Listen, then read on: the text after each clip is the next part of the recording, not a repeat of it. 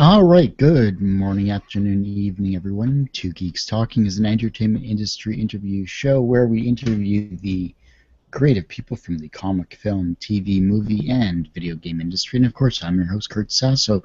We're on episode 381, joined today by a person I've communicated with extensively online, but surprisingly, first time he's been on the show. Go figure. All the way from the slightly rainy and/or sunny time zone of Seattle, which is like 3 hours behind. So he's in the past, folks. It's crazy, I know. We're joined today by Ryan Fisher from sometime after comic.com. How are you doing today, Ryan? Fantastic, my friend. How are you? I'm not too shabby. Thanks for asking. I was surprised that this is the first time on your show. Welcome. It's been a while. I've only talked with you for a couple of years now. So you ran out of good people.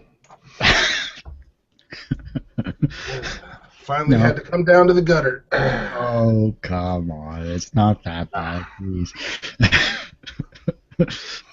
Not everybody who hasn't gone just feels really bad, so that's good. I'm off to a good start. There you go. That's good. It's not awkward whatsoever. Good stuff. But for those that have never been to sometime aftercomic.com, tell us what it's all about. Oh, the fantastic elevator pitch. Yeah. The best way I've come to find to sum it up is to say it's if you were to take Fables and smash it really hard against, do you remember the TV show called Drawn Together? That was on Comedy Central for a while. So you smash those two ideas together and you get Sometime After. So it's about a bunch of fairy tale characters after their stories end who have all come to live in this small community together. That's pretty much the pitch. So you started this back in, what was it, 2000? I see it's established since 2012, but how did this concept come to be in terms of the characters then?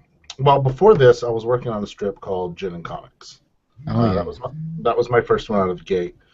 And when it became very painfully obvious that I was basically just doing a Penny Arcade fan comic with GNC, I started really trying to play around with concepts and stuff. So I've been drawing these guys probably 6-7 months before the strip came alive. And it was just kind of that next step to, trying to fulfill that whole development of becoming a cartoonist. So. Excuse me. I was just going back to your first page here. I wanted to see your transition from how you started to now. Oh, it's different. I'm liking the ink work is actually really nice, and thank you. You seem to be drawing from a lot of hatching and line work and stuff like that too. I think that's really impressive. Is it digital or traditional? It's all traditional. I use Bristol and a Pentel pocket brush and some microns. That's got to take you a little bit to do, though. It is. The way I've always kind of come to it is because I'm a graphic designer as my day job, I spend so many hours in front of the computer working that to sit down with a piece of paper and just draw is like a little vacation. So it does take a while, but it's such a cool way to spend time that I love it. So. Well, let's talk about some of the characters here because everyone knows the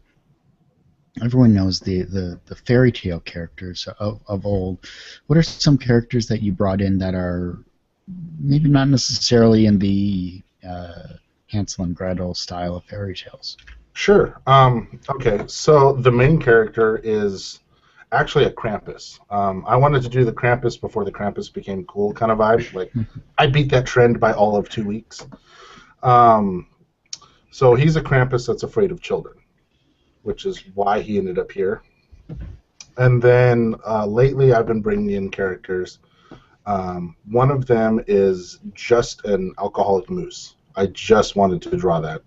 But most everybody else is from the stories you would know. Peter Rabbit, the tortoise from The Tortoise and the Hare, let me think, Little Bo Peep's Lost Sheep, one of the Three Bears, etc. So. And you have minions as well, I've seen as well, too, and penguins. Oh, that's just that one strip. That was pretty funny. The sad thing is that was my actual dream. I was sick and dirt about a week ago, and that's what I came up with in Feverland. So I ran with it. You might have to go back there every so often just to have some fun with it. Yeah, there's a little bit of pop culture stuff that pops up every now and then. But Well, about this particular strip, why did you, well, sorry, let me rephrase. Let me think about this for a second here.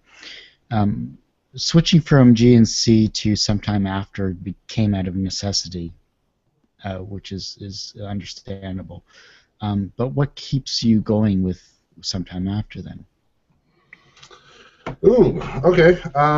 It's kind of a funny question because I'm actually on the show to announce that I'm going to be starting the end of the strip now. But why I was drawn to it was it gave me a chance to play with a bunch of characters that people already kind of knew. So with so many webcomics, you have that hurdle of brand new characters, new environment, and trying to get people to buy in. So the idea that I could start something where people already had kind of a cursory knowledge of these people, and I could just get to setting up what they are now was what drew me. And why I kept doing it is just love of drawing it. I fell in love with Twitch more than anything else. There is a small mouse character, one of the three blind mice, who I made a giant caffeine addict. So it's like my little 5-year-old nerd voice in a little small mouse character. Um, so I ran with those strips, and those are probably my favorite in the whole lot. But yeah, it's always just been a voice to get that kind of crap out. So. So then, why are you stopping it after all these years? I am stopping it. Well, okay. To be fair, STA was a strip that always had an end in mind. And I just graduated from art school with a graphic design degree. And while I was putting together my portfolio, I had to kind of step away from the comic for about a month or two, just time-wise. And when I came back to it with fresh eyes, I realized, I'm kind of at that point where I'm going to go ahead and move forward with the ending of it. I introduced some characters, like I said, the moose and one of the three bears, who play a pretty big part in the end of it. And I'm stepping away for about a week or two to script every update between now and when the strip will end, probably around Christmas time. Make sure I do it all right and it reads as one, cohesive story when I print it. And the other main reason is there is another project I've been playing with and dreaming with that I'm finally confident enough that I'm going to go for it. So, Good. Looking forward to it. So, what is it? Ooh, how do I do this without the spoilers? I can say... All right, let me do this here. First, I can say that on STA now, there's a pop-up if anybody wants to sign up to get updates as I'm doing it. This is going to be a graphic novel instead of a strip. So this will be my very first time taking a stab at that. And what I can say I want to do with this strip is it's going to be kind of the amalgamation of both my graphic design skills and cartooning skills. So I'm hoping to create an experience that's never been done in comics before.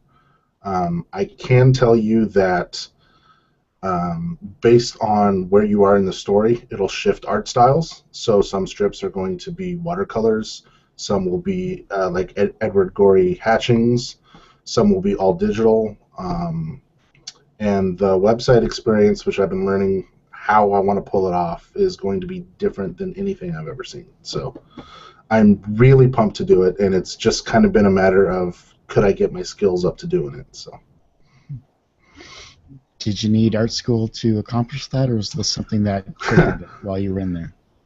Well, I got the idea going through school, but I absolutely couldn't do it without the design background. It's going to play a very big part, especially on how people experience both the comic layout and the website itself. But a lot of it is, I guess the way I've approached all of my comics is with GNC, I learned how to write a strip. With STA, I learned how to draw it. So this will be the first time where I get to really combine those two with a brand new story, set it up, and do it completely on my own, no established characters, and I'm really excited for it. So what challenges are you going to have to face when putting this whole together? Oh God, so many.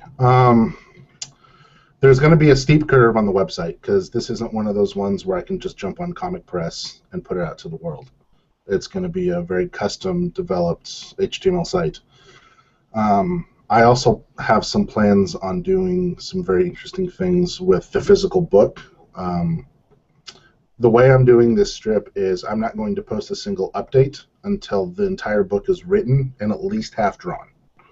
So it will never hit a hiatus again. That's one of the big things I learned with STA. I'm never doing that to myself again. So there's going to be a little bit of a gap there. But I'd say the biggest hurdle is I've never done like traditional American comics. I've always drawn strips. I've always loved comics. Like I grew up just a massive fan of TMNT and a lot of the Marvel books and stuff. So it's kind of always been that dream, but I've never done it myself. So things like pacing in a fight scene or how to make dialogue that isn't, like the standard comic of setup, punch, wait, that kind of stuff. So that's the learning curve there. But I wonder if a book I saw a year or so, no, probably a couple years back now, when Ramon Perez did A Tale of Sand. Tale of Sand, yes, sir. That's I mean, the epitome of action with no dialogue and very limited dialogue, I should say. I can tell you that is actually a very big influence in what I'm doing. Some of that art style, yeah, absolutely. As a matter of fact, I don't know if you can see it. It's sitting right there behind me. So yeah. I could. I kind of picked up on it. I have it as well. So yeah. No, it was kind of funny. It was C2E2 2012, I think it was. I got to speak with him about it, or at least this was before he actually had it out the year before, and then I got to speak with him the year after, and it was actually pretty interesting. Especially a huge aspect of Jim Henson's last manuscript type deal to be given to him of all people, which is a perfect example of interesting colors and art styles and all that stuff. So for that to be a major influence in your work, I think it's going to be pretty radical, pretty out there, and I can't wait to see it. No, God, that book is gorgeous. Sorry, you got me nerding out on it just thinking about it again. It's been a while since I've gone through it, but I think the biggest thing, like, I'm going to pull from that is the innovative color palette he used, which is just gorgeous in that book. Like, come on, yellows, blues, pinks. Yeah. Purples. I mean, like, you don't see that in. No. Like, it's kind of funny. I did a painting, and I was using. I don't know if you can even. Am I looking under the Joker there, my friend? Yeah, looking under the Joker there. Okay. And realistically, I'd never painted before, and so with something like this, I'll flip over. With something like that, I had like either I was subconsciously thinking about it or whatnot, but I was using like a robin egg blue in the background mixed with like some really odd oranges in the front, and it's kind of worked out pretty good, I have to admit, but.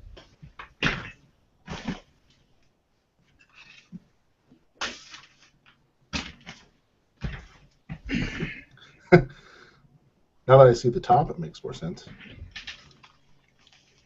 So, either way, my art teacher loved it. So that's cool. No, color theory is fun when you get to the point where you get to start screwing with it. Oh. Well, for me, it's kind of ironic. For me, it was a matter of not having a grasp of color theory, and finally kind of getting a taste of it in art school. And then when it came to painting, I was like, you know what? I have no clue about color theory. I'm just going to try these, and it worked out. Is that acrylic or? No, that was oil. That's oil? Oil washes, and the big one in the background is all oil as well too. So Never done that. I've done a lot of gouache, but I've never like broken down into an oil. I couldn't get into gouache. I have No? really tried to get into gouache. And I got some pieces I'll show you afterwards, but it was I was going. I don't know. For me, gouache, I didn't have a good layout initially, and Oh, I was really screwing with it. Gouache is like you have to have your everything kind of there on the page, and then you fill it in. It's like yeah. paint by color. No, that's true. I mean, when I use it, to be fair, I use like so much retardant it turns into like thick watercolor that Hmm. takes an hour and a half to dry. So I use like a thinned wash version of it, but I love that stuff too. So. I don't know. I can't go to acrylic anymore though. No, Once I've worked with oils and all that, I'm like, you're too classy for us. Is that what you're saying? yeah. No. I think I have some projects that I may use all the ton of acrylic paint that I have, but Hmm. nothing right now is coming into mind. So, I don't use a lot. I mostly now, if I'm painting, it's watercolors. So. but the reason why I mentioned your hatching and all that stuff, we're jumping mediums and all that stuff. But the reason why I mentioned your hatching was because I really fell in love with nib and ink as well. Yes. I loved it. I just like, oh my god, it was like so freeing just to, I mean, slow process, but it was freeing A for good chunk of SDA is actually done with that. As some of the hatching is the nub and stuff here. So nice. no, I know exactly what you mean. It's not only that, and I'm just gonna sound like such a nerd here, but you feel like old timey Charles Schultz with it. You know what I mean? Like, oh, I'm doing Yep. this right. It's real now. When you get to dip it, yeah. Actually, keep talking about that. Let me grab my final project. Actually, I think you'll love it. It's Sure.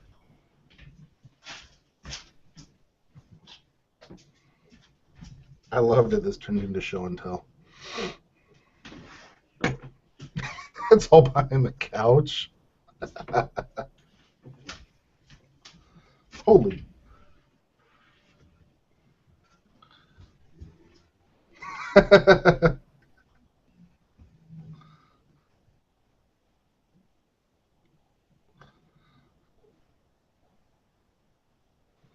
so Can you hear realistically, me?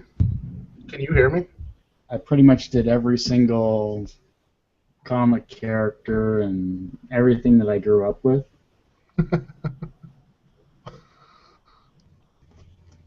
And for those that are, let me switch screens here. For those that are actually looking at this properly, this took me a good couple hundred hours of doing everything. And Pokemon just for good reference.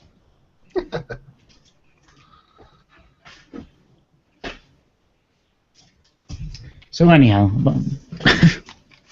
that's the joy of pen and ink in my life. So I gotta ask you, did I see Marsupilami on there? probably yes. That is awesome. That is one that gets no love. I think I saw that down at the bottom. That is cool. Yeah, it was actually me in a kneeling position, just meditation, and we had to. It was like an Errol Schmidt project where Errol Schmidt is famous for collaging and collab. Yeah, you know Errol Schmidt. Art school, my And friend. yeah. Sorry. I keep forgetting I'm talking with artists. Go figure. It's like Yeah. we know shit. Nothing useful, but yeah, I got that stuff. But it was rather it was interesting, and so I figured, hey, I'm more of a pop culture geek type guy. I might as well throw in comic characters and people that I grew up. Hell, my one of my entire arms is like Mario, like a Super Mario Land, I should say, from the Game Boy. Is it? Yep. I got, let's see. I don't know if you can see this. I got Peanuts there, Nice. Jack Skellington there, Oh, beautiful. and the Ninja Turtles on my leg, but I ain't going to begin to get my leg on the desk, so. Oh, come on, you're not that flexible. Hell no. No, I stopped stripping a year or two ago and lost all my flexibility. I was gonna say you covered it with the beard there, so Yeah. it's pretty epic, I have to admit. Pacific Northwest, if you don't have one, they kick you out, make you move to Idaho. What is it, like a hipster type thing now? Oh, you watch your mouth. No, nah. Honestly, it hides the ugly well. So it's more of necessary camouflage, so people will like me. What, they don't like you for your art and your humor and your sports fanaticism? Hey, if you've ever tried to be a sports fan at a Comic Con, you'll know exactly what I'm talking about there.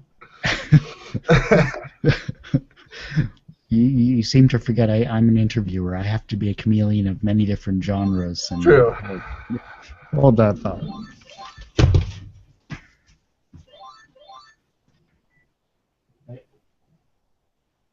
Yeah, I'll rather than get on to see the show. I'm not apologize. All right.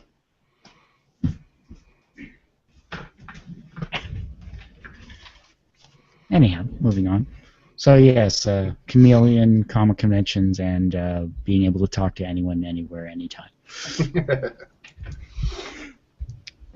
Eventually, I may be on the other side of the table one of these days. I don't know. We'll see. I'm going to do a mini art show that's down this way, and I have some. I'm doing some alla prima monochrome paintings of the characters from Lost Girl.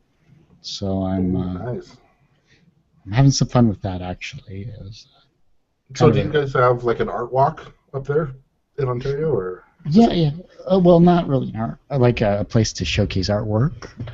I don't know. Like here in Seattle, they're called art walks, where you literally everybody brings paintings and stuff and puts them on the sidewalk on a couple of blocks, and people just get to go. So it's like a free gallery, and like at the end of the street, there's like barbecues and stuff. And Nice. No, that would mean that we would actually have some culture. No, no, we have many galleries and art speaks and stuff like that that kind of pop up all over the city. But we do have the in Windsor specifically. There's Art in the Park, which has been going on for at least okay, 75 years or something like that, and it surrounds a big Willisted Manor type thing that was attached to Hiram Walker's, and it's actually quite beautiful, and it's very crafty and all that stuff. But out in the county here, we just go to the Pelee Island Winery, and we have our art show. So, nice. So you get drunk and you sell artwork, or you just get drunk, whatever works. Better than setting up in the Tim Hortons parking lot. No, that's next door, so it's perfectly good. You get a coffee, some Timbits, and come over, have some wine. We're classy up here. What can I say? Hey, I like it. So I'm gonna try and showcase like these pieces here and here, and I'll sell what I can and do what I can. And, cool. It's kind of a learning experience. Well, how about yourself with conventions and the comic itself? Like, are you trying to sell any books? Are you just trying to promote everything, or are you more of a, let's do commissions on sketch cards and stuff like that? Generally speaking, with cons, I'm there to shake babies and kiss hands. So I do sell a lot of prints. I sell books. One of the benefits of doing SDA the way I do is I have original strips to sell. So I sell the original comic art. And I generally set aside time to do probably 4 or 5 commissions a day at a show. So like at the end, I'll do 10 or 15. Generally, they're 8x12 watercolors type of vibe. Although after talking to Chris Flick and Don Griffin for quite a while at Awesome Con, I'm going to try start doing some of the comic sketch covers. I've always been afraid because I tried it when they first came out, right? And that stock was just garbage. So what you got was like this streaky mess, and everything in me, like, I'm a huge comic collector, so everything in me just like cried and break down because not only did I not have good art, I drew on a comic, so it was like I couldn't handle it. But after watching like Chris just rake in the cash selling those things, it's like, you know what, I can draw in comics. So my next show is Rose City in Portland in a couple of months, and that'll be the first time I'm just going to run down to some comic shops and have a stack there. And if people want to pay a couple extra bucks, I'll do commissions on those. Nice. So, be first time trying those. But aside from that, I'm mostly just there to laugh and joke with people and do it that way.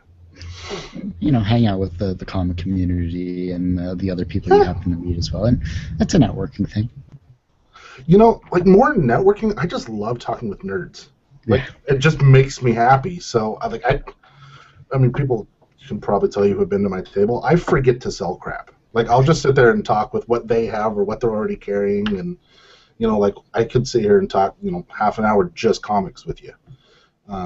So I mean, I guess it's networking in the sense they walk away knowing who I am, but it's not so much like the hard sell type of vibe. But no, I love doing that stuff. Well, it's definitely that's for me. When I'm doing the shows as well in terms of the interviews, I just love chatting with people too, and it's like my camera person has to tear me away from them, saying, "Okay, we got to go do another interview. Let's go." I'm like, "But I'm talking to them. Come on." I know it's like about as far away from you as physically possible, but you have got to find a way to come out to Emerald City. Dude, I know. San Diego and Emerald are the two I want to go to because I've heard so much great things about Emerald for sure. I mean, I just started branching out doing like Eastern Coast shows, because I had the cash to do it, and I've done a bunch here on the West Coast. And what I can absolutely say about Emerald City, and I don't know why it is, but everybody is in a good mood. Like, how normally how when you do cons, how like all the guys in the middle are just kind of, pissed off because, they're being elbowed and shoved and they're trying to rush to get to see whatever C-list celebrity they can find or whatever. But I don't know what it is, but Emerald City, everybody is well caffeinated and very happy. And it's just a great show for that. So somebody like you who likes to go around the floor and do interviews, you would have a blast at Emerald City. Nice.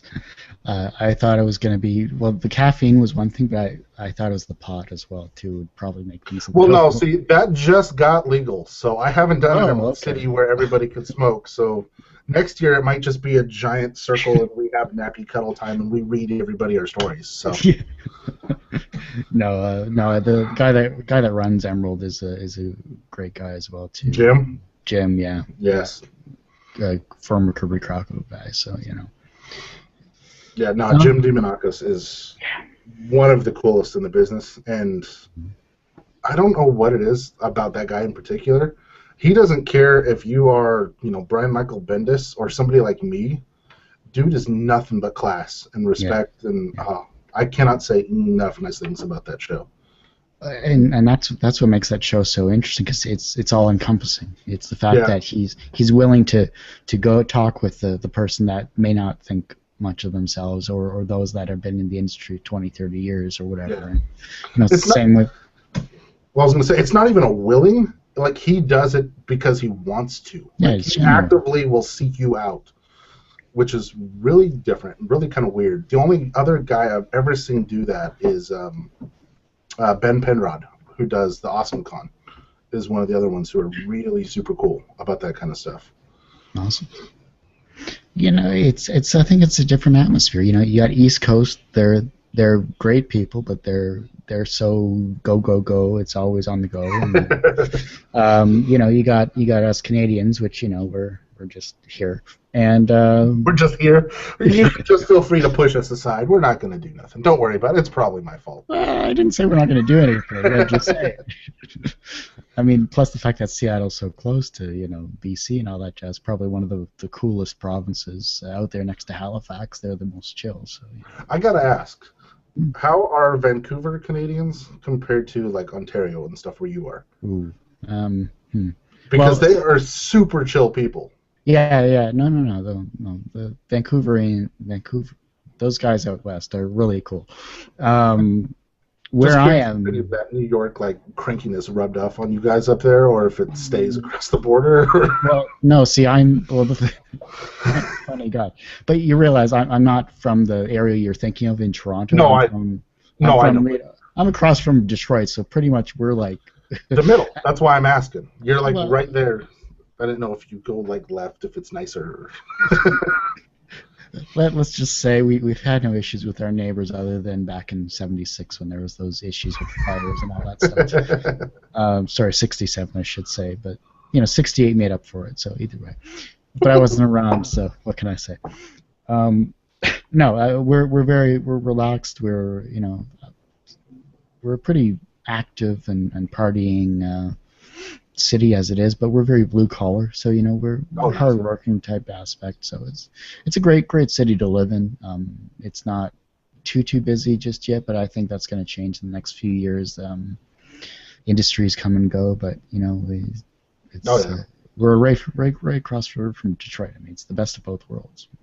Do you guys have a show up there, like a convention, or is it Yeah, just? we do actually. We just had one started last year, Hmm. called Christmas Comic Con or C3, and it's yeah, Nice. it's actually pretty fun. It's a 1 day event, but you get people like David Finch, Johnny Desjardins, Jason Fabok, Arvell Jones stopped in, as well as a few others. The first three I mentioned are local guys that grew up right in Windsor, Essex County area. So it's great to see that they're promoting the industry, they're promoting themselves, they're showing you that you can be from a small city, small town, and you can actually get into the industry. You just have to That's work cool. for it. So positive messages all around, which is great to see. Oh, Finch. Yeah, sorry, I'm gonna nerd out again. Those Go. some of his Moon Knight work. Mm. Oh God, I remember drawing that stuff, like trying to copy it. Sorry, you said Finch. No, I haven't thought of that dude forever. So like to just hear it, and he doesn't make it out this far, so I've never actually gotten to meet him. But well, I was lucky enough to get a couple of minutes interview with him at the end of the day there, and I had a great chat with him. And I've talked with Arvell Jones before in the past as well too, and he's just a great funny guy and all that stuff. And Jason Fabok, he actually goes to the same university as I do, so that's pretty interesting. And I still I'm have not familiar with him. Jason, what? Fabok, Fabok. Oh, okay. Did the Batman covers for great, beautiful artwork. I have to admit. He did an amazing Batman Mr. Freeze combo cover, Nice. and it was just amazing work there. I'll send you a link to his stuff Yeah, please do. when we get off there. But being a graphic artist, being a nerd geek that you are, which is great to be in this day and age. You don't get stuffed into the lockers as you used to, which is fun. Um, what other areas are you most passionate about? And not necessarily in art, but for yourself. Just in general, what else am I into? Kind of vibe. Yeah, yeah. As you can probably tell behind me, I'm a huge sports fan. What? So, but yeah, go no. I friggin' live and die baseball. Big football fan. Nice to actually finally get the championship this year. Nice little Super Bowl. I got so much Super Bowl swag now, it's ridiculous. Canadian, by the way, was the tight end, so he was from Windsor. Yeah, no. God, aside from sports, no, like most of us nerds, I'm a gamer. So, like to kill time doing that. And I think the only thing that would be even remotely interesting, if you can't tell by my girlish figure, I'm a big cook, so I love like barbecue and things like that. So I like to pretend I'm much better than I am, but I love grilling and stuff. Nice. I'm more of a fish chicken type guy. I love the Italian, with the nose and all that stuff. You can tell I'm Italian as it is. So I'm more of a pasta carbonara cook type guy. So I Nice. love that stuff. Just I'm give me making chicken cheese. parm tonight, so. Ooh, very good. I just did a half chicken before we got on the show, so that was good stuff. Um, yeah, congrats to your Super Bowl Seahawks there. They deserve it. The Lions will never even come close to that. So, God, it's just weird to hear people say that. Like, not from Seattle. Like, I'm so used to losing. It sounds so weird to hear somebody say that. yeah, sorry, Lions over 50 years without a Super Bowl appearance. It's okay. We're used to it by now. Oh, but you got the Red Wings, and you got the Tigers, True. and the Pistons, who, I mean, are down now, but it wasn't that long ago where the Pistons were good. 10 years ago? That's pretty long in Detroit's books there. I'm a Mariners fan. We haven't won shit since we've been in the league in the 70s, my friend. I'll take 10 years ago. Well, okay, it's been like 30 years for the Tigers. Give me a break here. It was, we just get close and then we choke against National League teams. Go figure. No, really, Verlander, please keep dating Kate Upton. That really serves you well in the playoffs. Dude, if you could, be honest. Totally. Oh yeah, no, totally. I'm not going to fault a guy for that. I can't. No, I can't either. That's like bonus. Congrats. Just get your head out of while the playoffs are going on. I'm just saying. There you go. You're a monk for the next 4 weeks. Oh, tell me you've seen the new X-Men film at least. I have not. The reason I haven't is Days of Future Past is probably my favorite Marvel story, like that arc.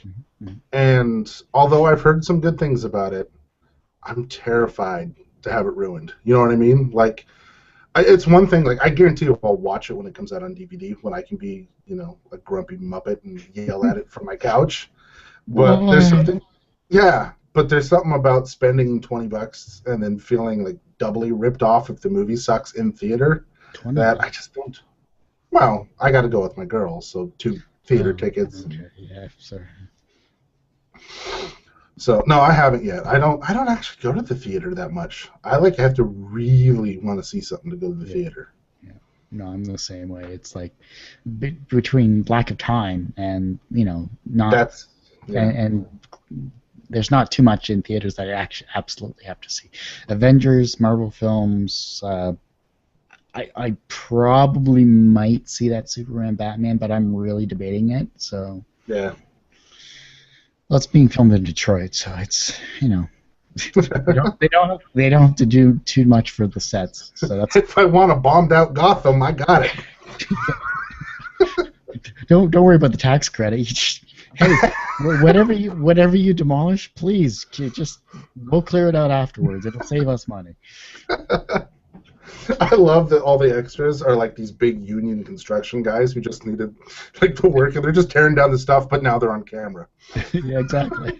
It was gonna happen anyways. Yeah, the government's been trying to do this for 20 years. Now that they have a movie theater, they can just do it. They thought Transformers was gonna totally destroy a certain area of Detroit, but no, they did the safety proper procedures and processes, and no. It's too bad Detroit couldn't destroy the Transformers. I know Michael Bay's already done that as it is. So. Oh, dude! Like I said, I'm a huge TMNT fan. Like that name is just I got to spit like I'm an old Italian grandma. I got exactly. Down over there. I got to get the taste out of my mouth when I say it. I'm scared. I'm so scared.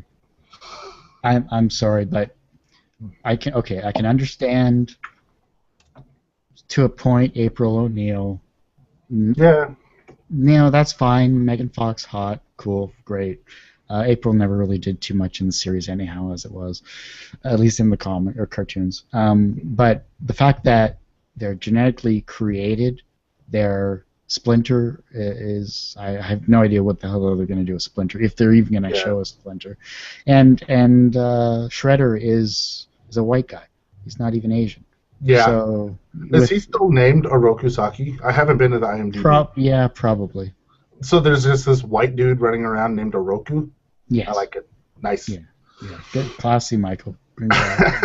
and good job on the special effects, by the way, too. Hey, that nose looks like that's the lips. It's the freaking carp lips. I cannot get past the fact that it looks like you caught a catfish. That's the killer for me. That, and they're 19 feet tall, which is amazing. That is pretty tall. I mean, no, you're not going to see. No one in New York is ever going to look up at a 19-foot tall guy in a trench coat. That's not going to draw any attention whatsoever. No. See, that's technology right there for you. The fact that everyone's looking at their smartphones, they can't look up to see. Oh, hey, guy in a huge ass trench coat with odd lips. Funny. Have you read them? Like, do you know like the actual comic story much, or just like the cartoon and stuff? I was more of the cartoon, Okay. unfortunately. So that was my. I grew up in the '80s, so that's what I Oh, drew from, and believe so. me, that's not unfortunate. That's an awesome cartoon. But what I would say is the one thing I am holding a little hope for is, you know how everybody was freaking out a while back when they heard the alien stuff? Yes, yeah. In the comics, there's something called Utroms, which is an alien race, and it's kind of where the ooze and kind of that stuff comes from. Okay. So if they go that route, that's like the one like shining beacon of like nerd hope I'm holding. That they might at least get some of the story right for the first time, being told like based on the comics instead of the cartoon and things like that. So, although the 2003 the Fox one, Yeah. they did do drums and stuff, but sorry, I'm off the rails. Like I said, I'll No, go no, hours on this crap. that's okay. I'm used to it, so it's perfectly fine. No, it's good to know someone that actually knows the culture. There's been a couple of other people that are into the comics more so than Mhm. the cartoons, and they flipped their lid completely on the whole Michael Bay debacle of Uh, him being the producer of it, which, it seems like everything that he touches turns to explosions, and let's find some scanning clad model that might be able to act, possibly. it's not even the stand. It's let's find a scantily clad Megan Fox. It's not even. He stopped looking for different women. Yeah, he's just looking for the same Yeah, it's the body. same one. The Okay, same one who look, called him Hitler. That's a good idea. and it wasn't because of his casting aspects either. No, of course not. Gosh, I think it was the same instance where Michael Bay actually walked off stage during either the Xbox One or the PS4 unveil. No, the Xbox One unveiling. The teleprompter went down, and Mhm. he couldn't continue. He just walked off the stage. Nice. It was just like a couple of sentences. Okay, I know my speech. I know my what. It's not there. And then mic drop and act like you don't care. Just Yeah, just walk off. There you go. Have fun.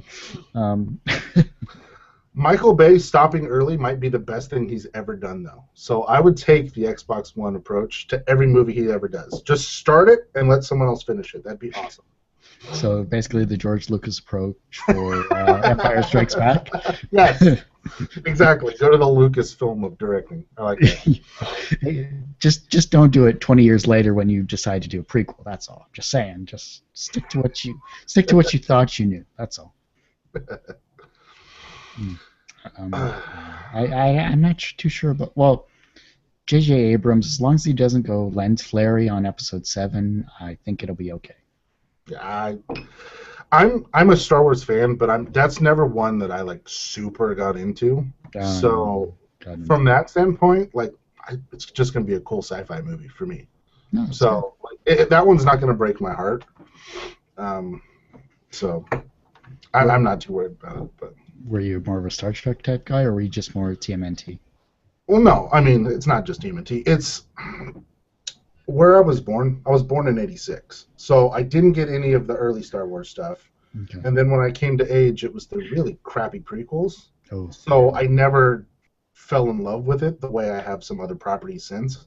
Um, as far as Star Trek, Next Generation is probably the only Star Trek I got into. yeah, I great series. I can't stand the '60s stuff, to be honest. Like I know that's so bad to say, but the Shatner overacting like hurts my feelings. What? Like I can't stand it. What do you mean overacting? There is no such thing that we can Nice. do about that. Yeah, nah. But yeah, to me it's just good sci-fi. So. It's good. Now, for me, it was Buffy, Angel, and Highlander in the '90s for me. So that's what I grew up on. Highlander, nice. I haven't heard about that one in a while either. Yeah, they're going to be rebooting it apparently. So Haven't they tried to reboot that like 3 or 4 times and it keeps like falling off the rails somewhere? mm-hmm. Yeah. So this time they're going with young actors that actually have a Scottish dialogue and dialect and can actually be Scottish instead of Swiss. Who's trying to do that? What network? Do you know? All I know is David Panzer and company are looking to get it put together. Oh, So okay. they're probably going back to the old settings from in Scotland with the castle on the loch and all that stuff.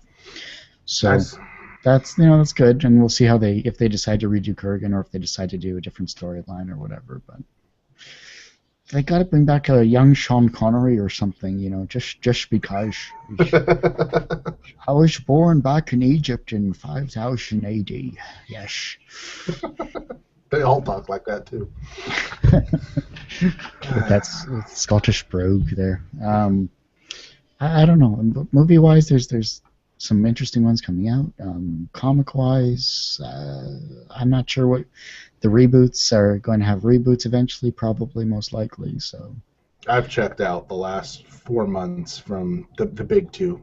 I've been doing nothing but indies and stuff like that lately. So nice. Sticking because with of that. yeah, just because you're tired of the same old retellings of the stories of the angst and the murder and the all that stuff. No, it's more of I'm tired of starting over. Like you fall in love with a galaxy and then they blow it up in front of your face. Like I'm done with that. Like we were talking Finch before, Moon Knight is like the classic case. Like they have done probably 3 or 4 relaunches of Moon Knight, and it's been pretty cool every time. And then right around issue 20, it's done. Hmm. So it's the classic of that.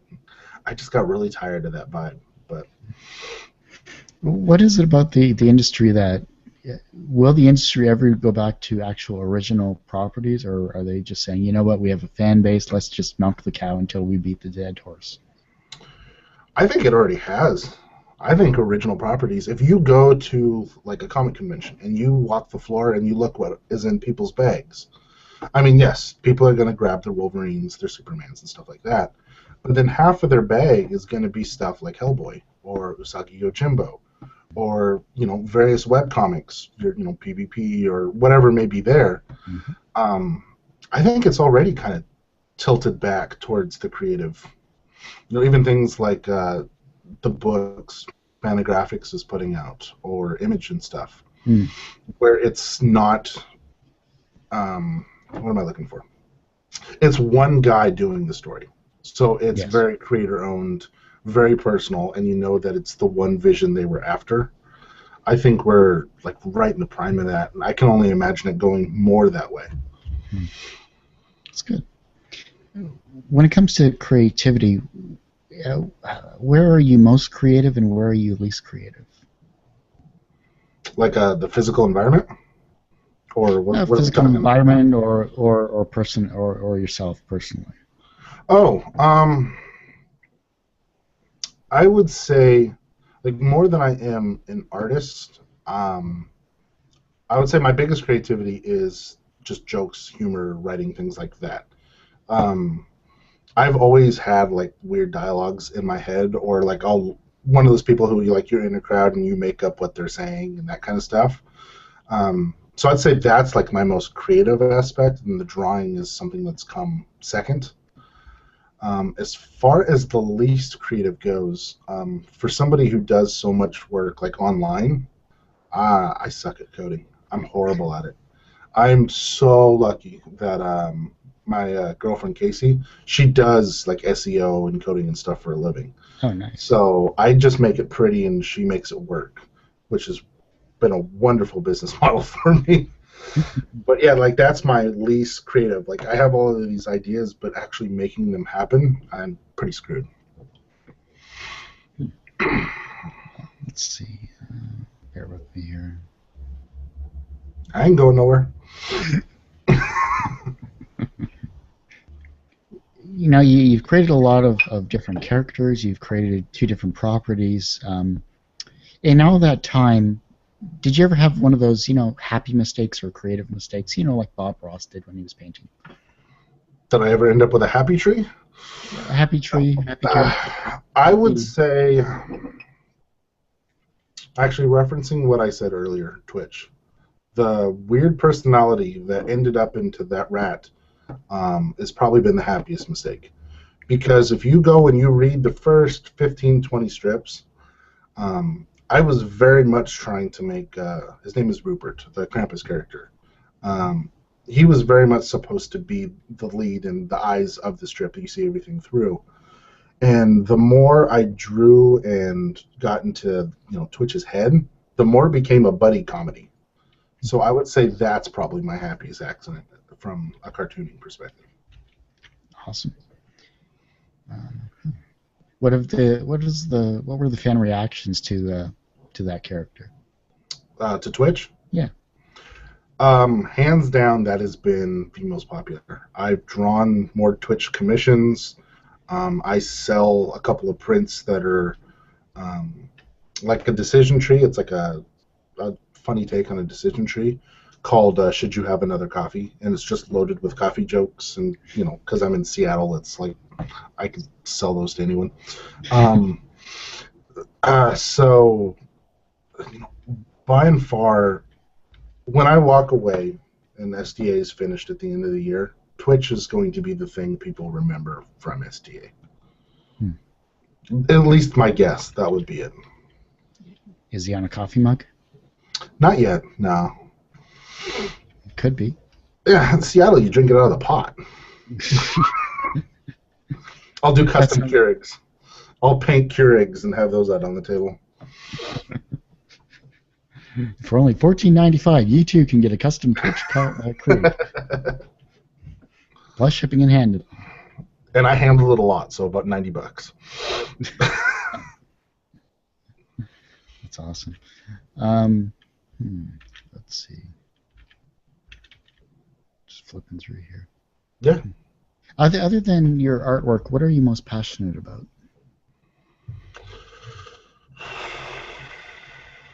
Sports. It would be just being a giant sports fan. I mean, baseball I'll watch, as 162 game season based on the local package. We get 140 televised. I'll probably watch 120 games a season. Wow.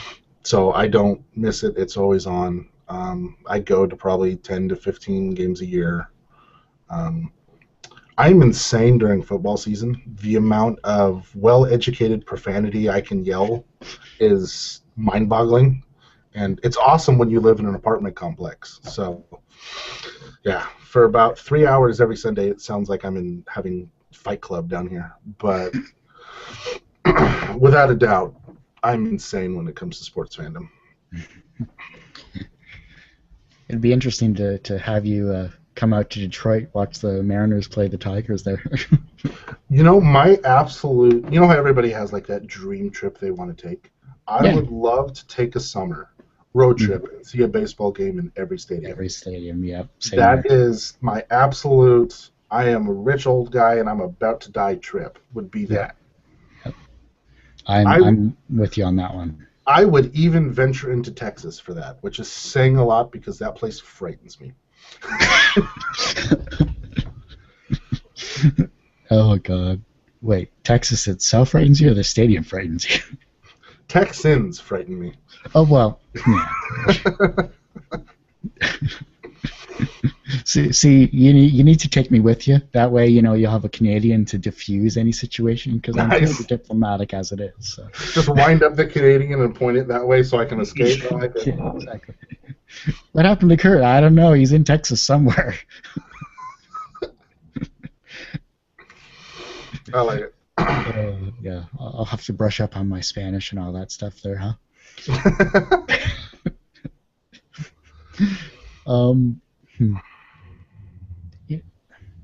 Everyone usually has that one person that kind of inspired them down their path to where they are today.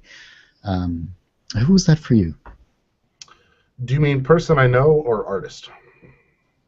Let's go with artist first and then person you know. The artist is probably the toughest one because I take influence from so many people. What I can say is the very first comic I fell in love with and on my own and truly, got into was actually Pearls Before Swine, so Stefan Pastis. As far as comic strip. As far as art in general, I spent a lot of time redrawing the original Eastman and Laird TMNT comics. Like I have, those giant parent sheets of Crescent board? Hmm. I have a bunch of those in my closet where I took every page, every panel of the first comic and drew it out. And like these giant posters that used to be on my wall. So without a doubt, my artistic influences is somewhere in that happy medium. Um, as far as the actual person, um, it's a pretty sentimental topic, but it would be my stepfather. Um, he was not an artist at all. Um, and a matter of fact, for a while there, he had a hard time relating to me because like we couldn't be much more different as far as personality and things like that go. He was a very quiet, reserved guy. Um, but he had some of the old, I think it was Play School that put him out, Peanuts books Hmm. that he loved as a kid. And that was kind of the olive branch he gave me. It was, I don't know if you can see them. They're on that top shelf next to that Schlitz beer sign behind Hmm. me. Yep.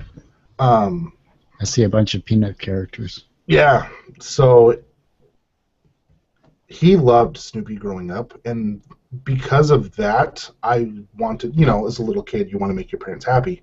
I drew a ton of Snoopy and Charlie Brown and stuff because when I came out with a picture of Peanuts, he loved it, laughed, we could talk, and it was kind of what really made me fall in love with comics and like made me stay with it as opposed to everything else I was into like Legos and stuff at that age. Um, and his passing is why I have that Charlie Brown tattoo and stuff on my arm. Hmm. So I would say, as far as one individual, um, he was probably my biggest fan of the comic work I did, and the biggest reason I understood the real power comics can have for people on like a personal level, not just entertainment, but what it can actually mean to somebody. Hmm. So I don't think I'll ever like be able to remove that from my brain what that means to some people, and it's why no matter how tired I am or everything else, I still try and get a comic out.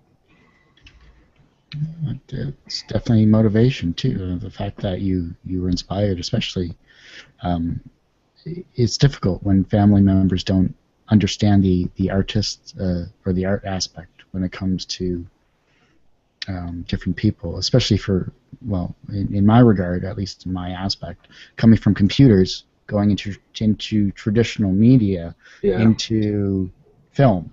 I mean, I don't know if you still get the question. Well, you probably don't get this question anymore, but what can you do with that degree, or what can you do with that Um, skill? I am very lucky in that I got two really awesome dads out of the deal. My Nice. biological father has been incredibly supportive of that kind of stuff.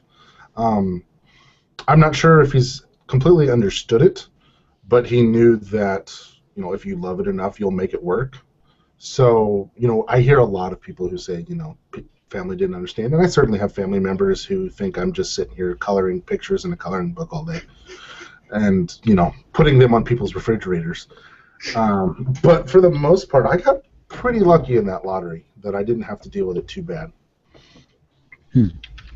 Well, that's good. I mean, I always find that I have to attribute it to people understand film more so. It's easier to relate to being a filmmaker or being a script writer or whatever than it is to be a visual artist. It's like, Oh yeah, at least nowadays, but depends on who you hang out with, though, too. I mean, no, that's why I love the comic conventions is because I can see so many different talented and creative people like yourself and everyone else. It's just like, okay, well, that's something I can aspire towards. That's something I can work towards and get better on, and pick their brains and everything along that line. Like Swamp Thing's Yannick Paquette was at that comic convention I mentioned, and just he was just drawing a quick watercolor Batman, that's similar to David Finch's one where he's like kind of staring down over the whole thing. He just did a quick watercolor of that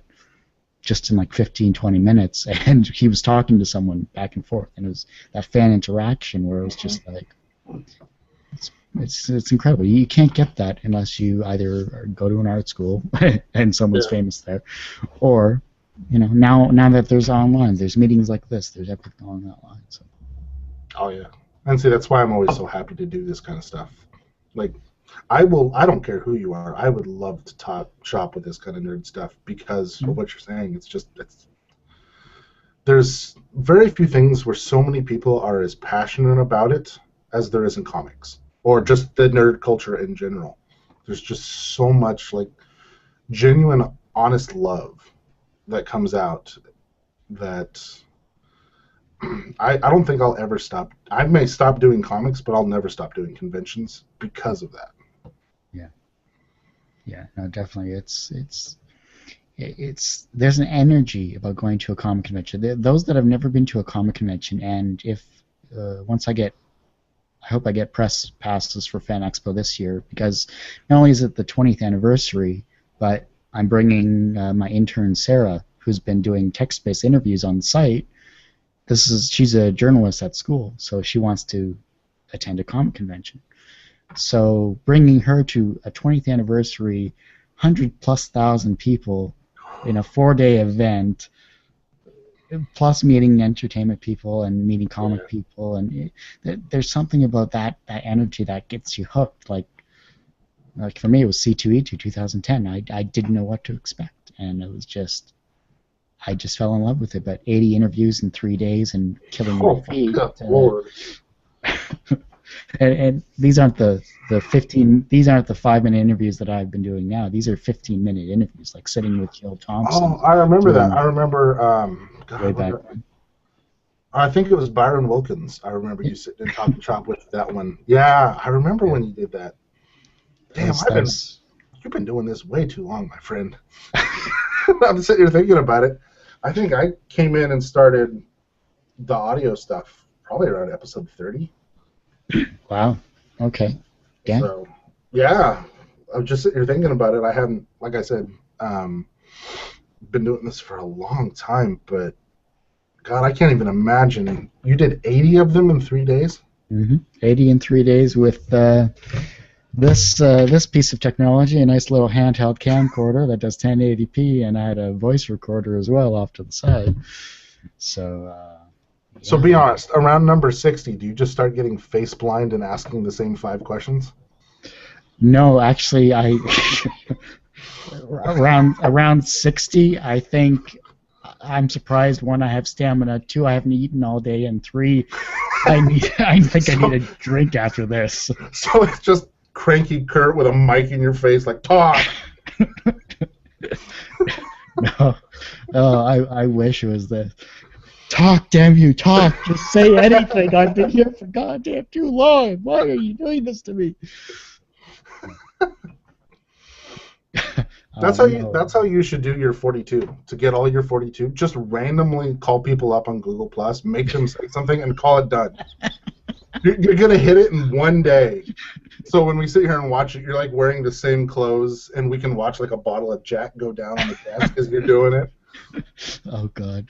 No, actually, it's funny if you watch from episode 359 to episode 369 or 370. Mm-hmm. I was wearing the same shirt. I went from 9 in the morning till about 10 at night. I was curious because I brushed up. I think it was yesterday because I hadn't seen too many of the video ones. And I was witnessing because I'm kind of buddies with Tom Delaringa, so that was the first one I watched. And then I was curious because the painting on the couch I saw in another background. So then I went through like 10 of them. Like, I wonder, do you like just spend your Saturday and interview 20 people a month, or? No. I shift the painting around left to right just to see if anyone's paying attention. But no, I usually do it every Friday or Saturday, and I'm glad people like yourself are able to just come on and just chat, and that's what I love keep doing about this. I'm not making any money on it, but I'm working towards that.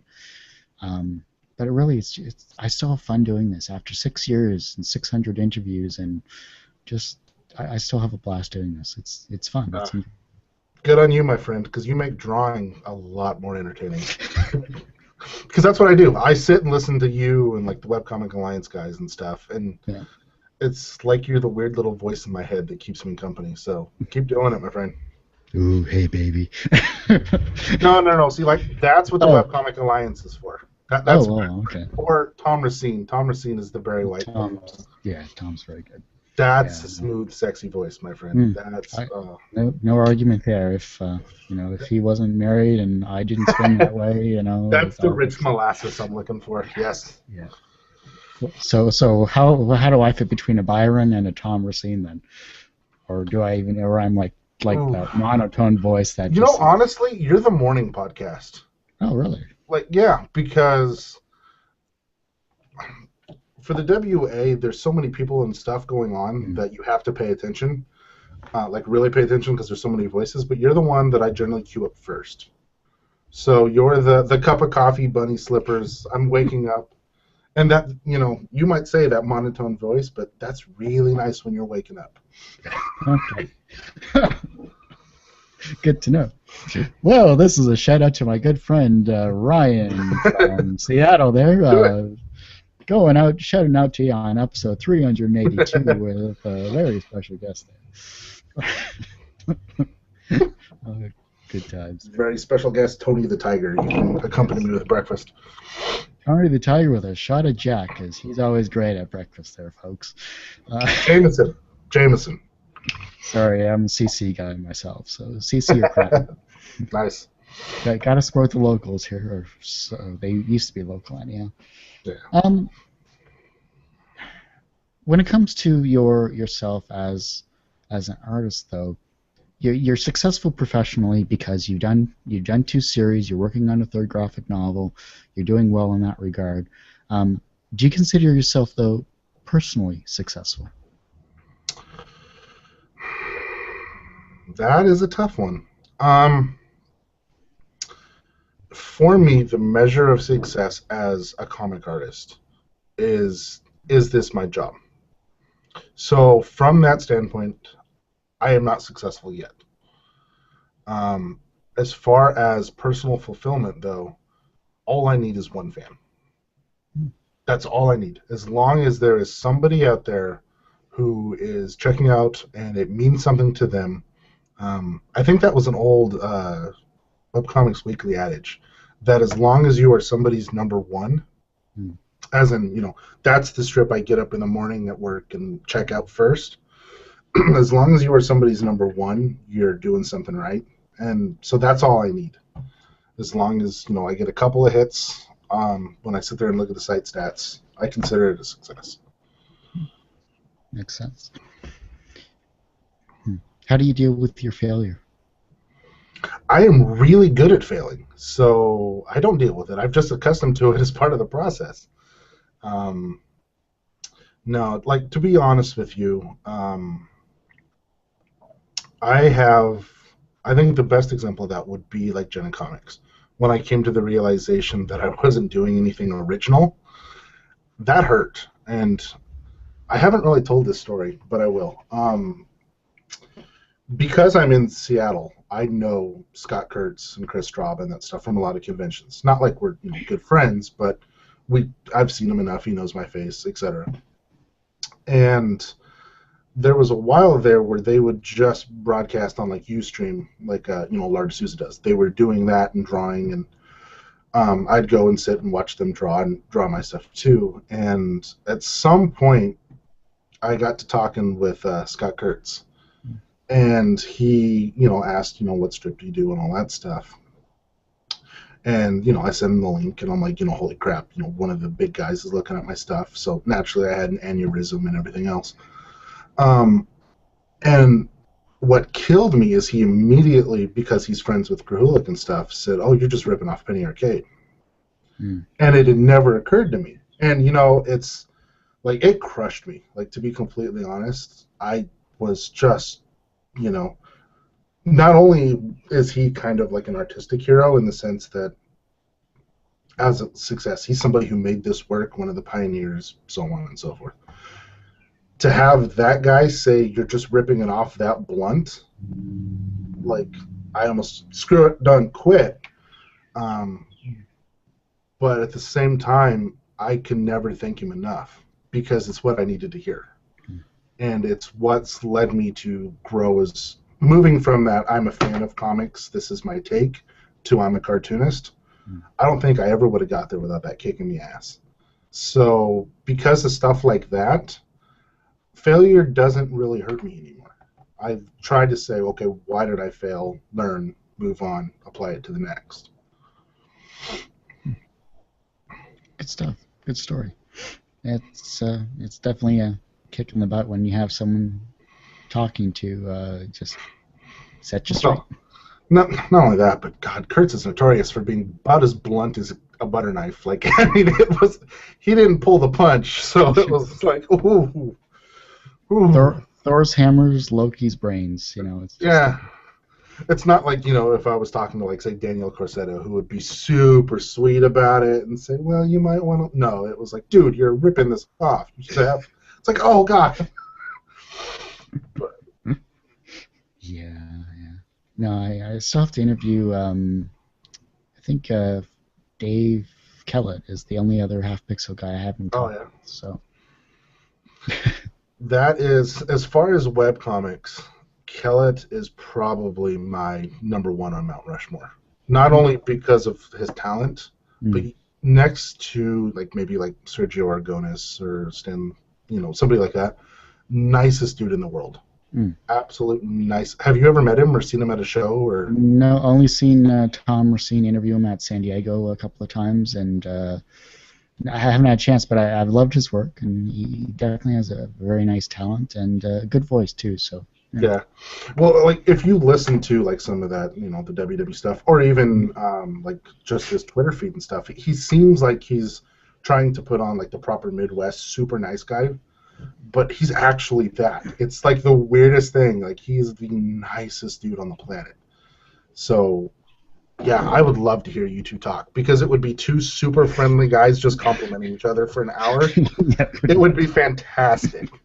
Yeah, because no, it would be good. I'll have to track him down. It's one of those things where it's time, it's scheduling. I mean, I have an interview coming up next Saturday, actually, that I've been looking forward to for about 4 years now. So it's... You gonna plug who it is? Nope. You gonna tell me off air? I'll tell you off air, but All right. But hey, I got to keep some secrets here. It's 6 years. I pretty much interviewed almost everyone 2 or 3 times. So. Except for me, like I said, you just finally got down to my gutter. So. Oh yeah, you and your gutter. I mean, come on now. It's not that bad. Jeez. You almost make me feel bad, and it's hard to make a Canadian feel bad. You realize that, right? I'm trying. My goal. All right. My goal is just to make you cry. That's it. That's all I'm here for. I just want to see you cry. You will never see me cry on my own podcast. That's mean. The joy of hanging out with drama students. Nice. On and off like that. Last question, second last question. But the younger generation are looking at your work. They're listening to you. They're watching you on air here, and they're seeing your work from some time after, and they'll be seeing your work for your new untitled graphical novel, comic person thingamajig that you haven't told me a title for. Mm-hmm. That's anyhow, because it doesn't exist, my friend. It's still untitled. It's just a script. Mm-hmm. But anyway, go ahead.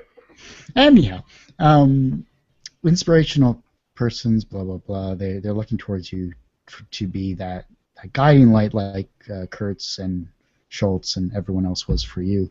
How can they become the younger generation? How can they become inspiring to the generation before them, or after them, I should say? Okay, try that one more time and make sure I know exactly what you're saying. Yeah, let me say it in English. Actually, this helps. That helps. Yes, the younger generation. Yeah. But my euphemisms are not saying A enough for you.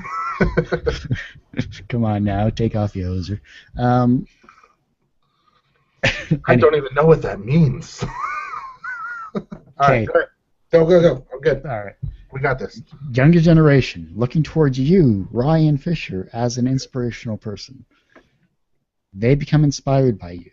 Mm-hmm. How can they inspire the generation after them? Okay.